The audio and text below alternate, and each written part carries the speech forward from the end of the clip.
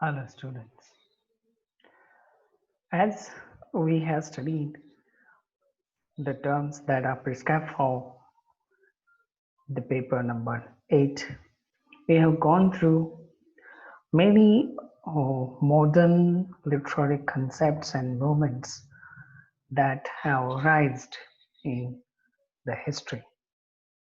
One of the development that occurred in the 20th century is the literature of war, or more especially, it is more drastically brings out the realistic picture of the battlefield, the first-hand experience of battlefield in the form of poetry by the war poets. And as we have seen over the history, war has been the constant topic for the discussion. At the same time, war has been the crucial, say, and heated discussion in not just literature but in the social and political background of any nation. So the nations which are at loggerheads, and nowadays we have seen there are so many countries which are at loggerheads. They are fighting for the self-respect. They are fighting for their esteem, and they are fighting for one or another cause. So war has been the constant central theme in the world politics.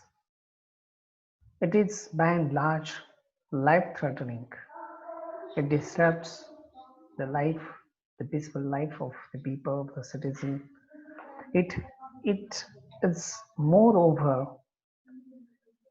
is connected with the sentiments of the common people, common man, and that has been the one of the theme inspiring theme topic for the creative generations. And these generations have brought certain uh, features in this regard. These features that we see are recognized as war related features. See, so what are the features of the war poetry? When we think about war poetry, war has been the central theme of such poetry. The setting is battlefield, of course, guns and bullets, bombs, hand grenades are often used in the battlefield. The tanks, the fighter planes, the shotguns, rifles. So all these arms and ammunitions are the images of these so-called battlefield.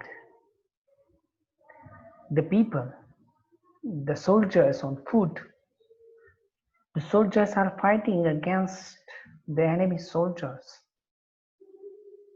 The setting is battlefield, the trenches, the barricades, at the same time the bunkers, and all these are used in the battlefield. The protection and the attacking maneuvers, strategies to hold on the enemy are the constant maneuvers or military maneuvers for the war and for the soldiers. So one of the consequences of these, say, uh, war are the human suffering. Pains of soldiers and sufferings of the soldiers are very drastic, and it is very explicitly, emotively expressed by one of the greatest war poet, that is Wilfred Owen. He brings out the first-hand experience of the battlefield. Wilfred Owen himself, as a soldier in his very early tender age of youth, he fought for his motherland. But the first-hand experience is very painful, very drastic. It evokes the sense of utter frustration and anger at the same time towards the policymakers, towards the administration. The things that are very much constantly maintained in the war poetry by Wilfred Owen is that not just war, not just, but it's a pity of war. One of his poems, Strange Meeting, expresses his subject is not the war, but pity of war. See, so the pains and sufferings of the soldiers are fighting in the battlefield. Soldiers are suffering on the battlefield. The bullets and bombs and shells are cutting across, wounding lots of soldiers. Among the dead bodies, among the so-called the parts of human body, these soldiers, without thinking of all these burns and things, continues to march into the enemy. So who are they? Whose ambitions they are fighting for? What they have really done? The soldiers on foot or the enemy soldier on the foot are not enemies to each other. They are actually friends to each other. They are human beings. They are emotional entity. They have very much empathy and sympathy towards each of them. But for whom they are fighting for? They are fighting for the political and administration decision makers in their own respective governments. So the governments, the people in the government are the decision makers of the war, and they are just simply being utilized to fight for their ambitions. So they are not the enemy at all. They are friends rather. They are human beings rather. They are human entity. They have their own livelihood. They have their own emotions and sympathies and empathies towards each of them. But who brought them to the enemy positions? To the government. And the band, who are decision makers. These means are really enemies to them. So when we study about the war poetry, it is the pity of war, not the war in the sense. Of course, war has been the central thing, central feature of this. But along with the battlefield, along with the waging battlefield, the noise, the mad, say, so-called hectic activity, all that has come up. The loss of humanity is there. So all these features that we see are very much explicitly and brings us very close to the features of this war and characteristics of this war-related suffering. Wilfred Owen is one of the great poet in the modern age. Rupert Brooke is also one of the war poet. He has very good credit of writing such a good war poetry. Siegfried Sassoon has also tried his hand, but none of them are so much influential and so much recognized in comparison to the Wilfred Owen. So Wilfred Owen get the priority to feature in the syllabus. His very much interesting poems that are often prescribed across the universities all over the world or across Indian universities are Dulci et decorum est. Some of the few lines of these poems are going to be studied in the next part of lecture. Strange meeting. Both soldiers after their death are meeting in the hell underground. So that meeting stands for strange meeting. And they are having a conversation, they are moving in. So the dark futility, its life is rendered futile. Anthem for doomed youth. And insensibility brings out the insensibility of the decision makers in the government, those who are risking the lives of their own nation in the battlefield. The insensibility brings us the insensibility of the politicians. When we study these poems, in the true sense of the term, the war poetry, the term gets magnified. The theme, the aspects, the pains and sufferings, the pity, and everything that we see in the war poetry are very much part of these famous poems. So, as a student of, say, modern literature, we must emphasize and study in detail these few poetry. So, it is mandatory for the students of English to go through this great war poetry.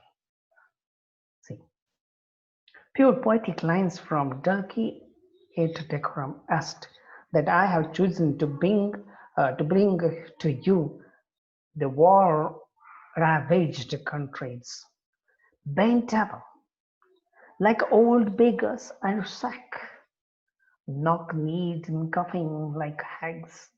We cursed through sludge, till on the haunting flies we turned our backs, and towards our distant rest began to trudge.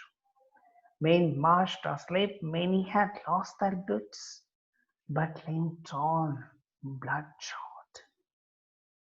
Bent double, they are having their backpack loaded filled with arms and ammunition, so heavy to carry with the gun, with rifle, and the heavy arms and ammunition at their back. They are moving like bent double.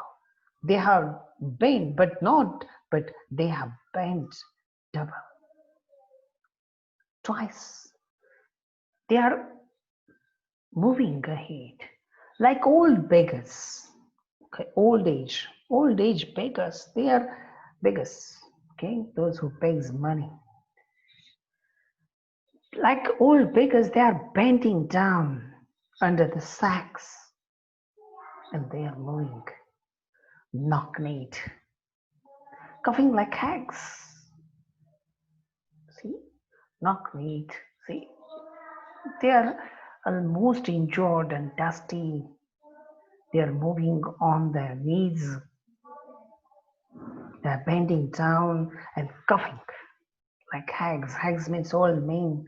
They are coughing this battlefield, the dust, the smoke, and they are cursing each and every step they are moving ahead. They are cursing through the sludge, mud. Sludge means mud. Till on the haunting flares we turned our backs. Until they have performed their duty, and in the evening they are saying they are treading their back to their camps. Until we turned our backs, they goes on haunting flares, fires, and towards our distant rest began to trudge. It's in the back. It's a distant. They began to trudge, move backward. Men are asleep, sleeping down and walking on their elbows and knees in this battlefield while fighting with the enemy. Most of the soldiers had lost their boots. They were wounded. Gunshots were heard. Gunshots were fired at their knees and elbows. So it is very painful to move on, but still limped on. The blood is running down the foot. Another lines that brings us. The second stanza of Durkee at Decorumest. Gas, gas, Greek boys. So the gas is used to choke the enemy soldiers. They cannot breathe. If they breathe, they inhale the toxic gas. It prevents inhalation, and suddenly the soldier dies. With a hand grenade, the gas is spread. And when the gas is heard, there is a loud explosion. The soldier tries fumbling to run around to safer places, fitting the clumsy helmets just in time. The mask with before the inhalation of a toxic gas, they tries to do clumsy helmets above so that the gas should not go into their lungs, into their breath, and choke out their life. But someone still was yelling out and stumbling and floundering like a man in fire and line. But a soldier who could not walk on time, he was still yelling out, stumbling somewhere. He's floundering, he is stumbling, he's floundering to find a proper place. Like a man in fire, his fire is gone, his body has been set on fire with the bomb explosion. He's yelling out of the pains. He's stumbling. And he's in the fire. He's in the line of fire. He's trying to save his own life. If you could hear, at every jolt the blood come gargling from the froth corrupted lungs. Froth, piss, corrupted lungs. फुफ्फुसामध्ये फेस आलेला असणे, yellow विष toxic जो inhale केल्यानंतर येत असतो, that comes gargling out. And everywhere when the blood is running out, blood and muscles comes out, gargling out, and the blood is shedding. So it makes us to understand that